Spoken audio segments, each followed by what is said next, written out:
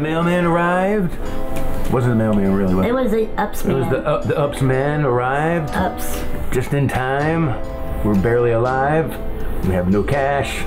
We were about to eat this cardboard box until we realized just what might be inside of it. And we smelled it like this. It smells like herb. It's full of fiber. Yeah, exactly. So anyway, here you have before you the scribbler, the other scribbler, and the dribbler. This is the boy that Vex in our book is based upon. His name is Jax, aka Vex, and when this stall started, he was about yay tall. I'm gonna send you a picture of his actual likeness from when this began. Well, we'll kill you for that. But this is our official unboxing of Bob Macabre. This is the unboxing of the proof of Bob Macabre. The proof finally finished, that you've all been waiting for. Look at the packaging. It's a beautiful color brown.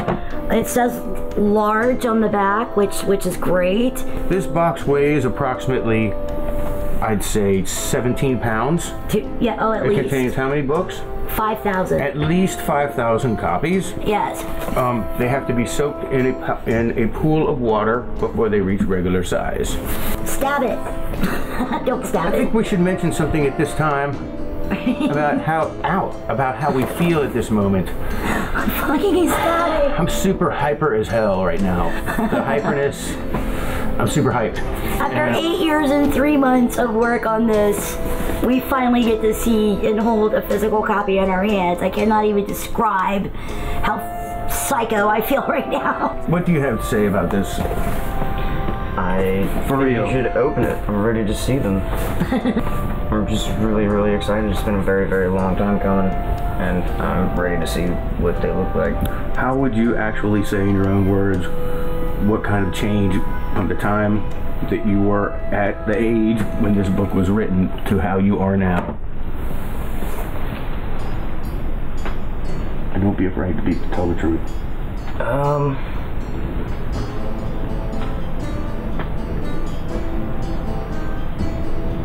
That's a lot. It was very tough back then. Yes.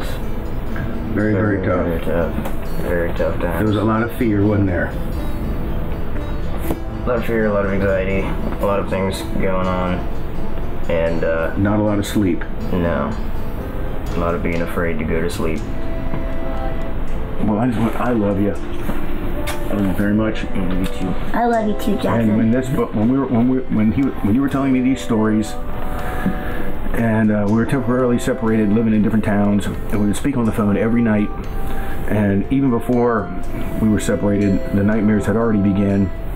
I think that part of what spawned this, certainly the house and the household, and what was going on in the family at the time, and what was going on in the kids' lives at the time, were nothing to shake a stick at. There was a lot of discomfort, and there was a lot of craziness going on. But I think that somehow opened the door, because there were periods of time where that room where he was trying to sleep in was uninhabitable. I mean, at nighttime you couldn't go in that room. His mother made attempts to keep him. He was only like 7 or 8 at the time. His mom, in reading about how to deal with kids with these problems, was put a lock on the outside of the door, thinking that as she was told by professionals, that a child needs to learn how to deal with their own nightmares on their own terms, and trying to lock him in there. Well, of course, he'd go to bed and she'd lock the door, and I would go in there right after him, and I'd say, "I'm unlocking the door. If you need to leave this room, you get the hell out of that room, no problem." And there were many, many nights she would fall asleep, and he and I would stay up all night if necessary, watching more relaxing TV shows like Twin Peaks or Carnival. Perfect. Or Supernatural, or anything else that we found to be humorous in comparison to these terrors that were going on. That's where all this really did come from.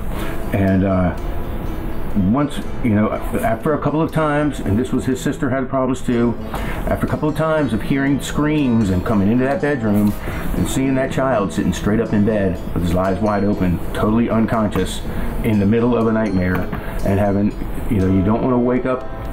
I didn't know what to do. It was like, it's not sleepwalking. I didn't know what this was. Couldn't find anything online about it other than it being called a night terror.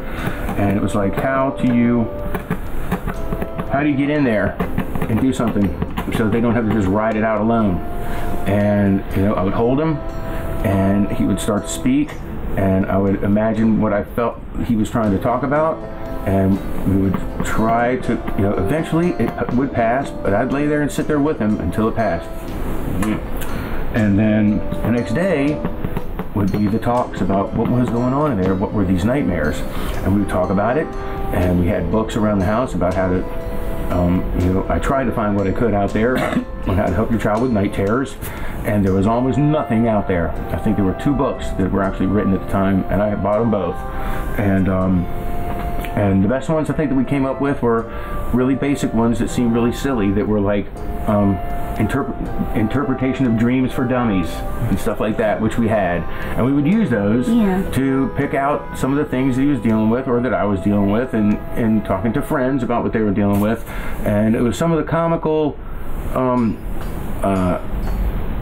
analogies or metaphors used through these books that we came up with a way of addressing, just in case at the time that you fell asleep, slipping back into these same dreams, would they help you when you go into the next one? And it wasn't very long that those things stopped.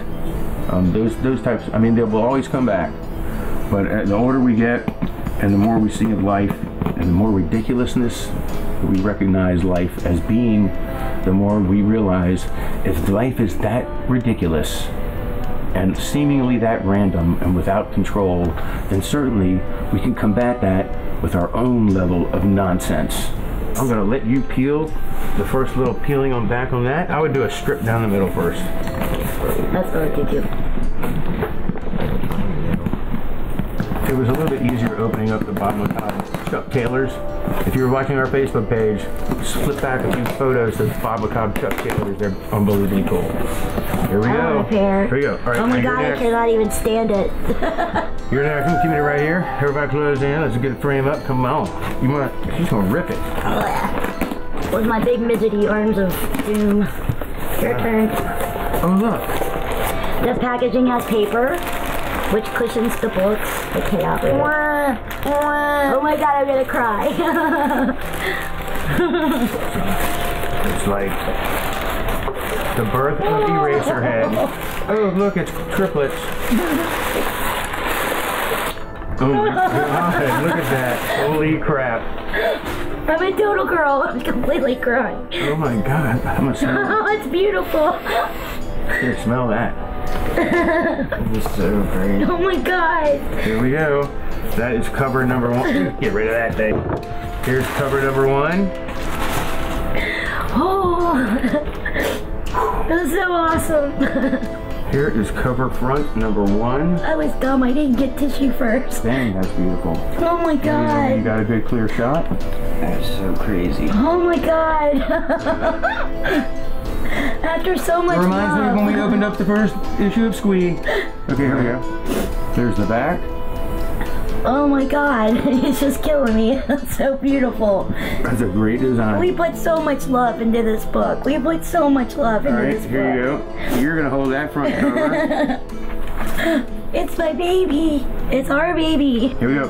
Here's the back page. Which smells so good. I have snots. I can't smell through my snots, but I believe you. Who's this that befuddles boogie brutes beneath beds and hunts hopped up hellions from tuckered tots' heads? Who would dare to go there in the name of old Hob? Well, soon you shall see there's but one for the job. Midnight me and Bob Macabre, 'tis a whimsical... Midnight me and Bob Macabre, 'tis a whimsical jaunt through the nightmare haunts of a bullied boy's torments by ooky dream taunts. After 3,398 nights, these nightmare spookies must at once be set right.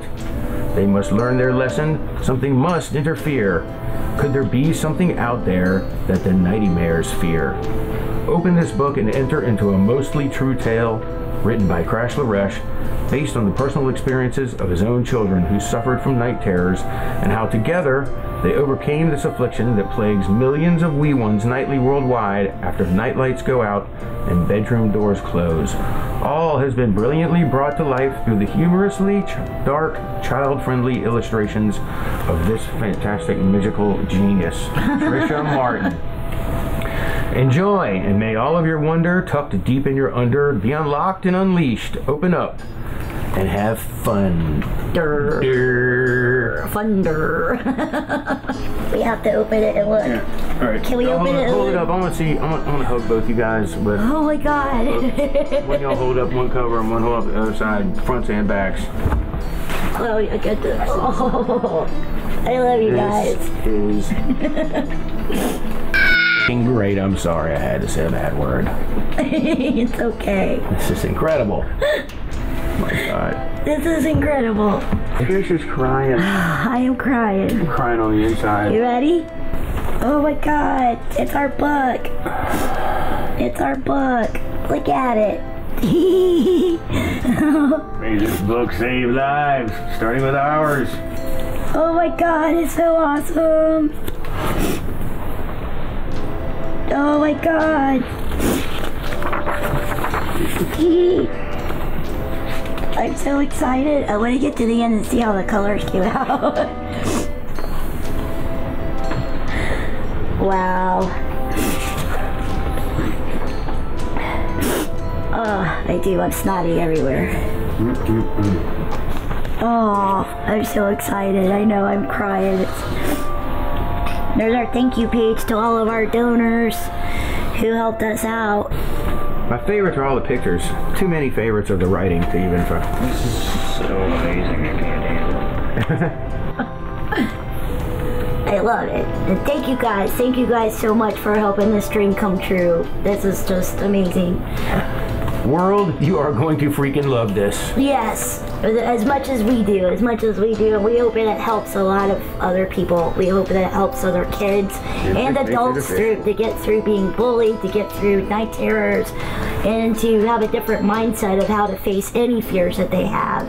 This book will help you. It helped me. And we'll talk all about that at the panel discussion October 9th.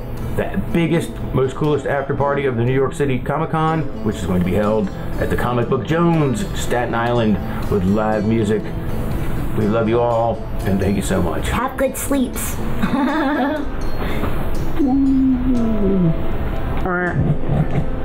Yay, we did it.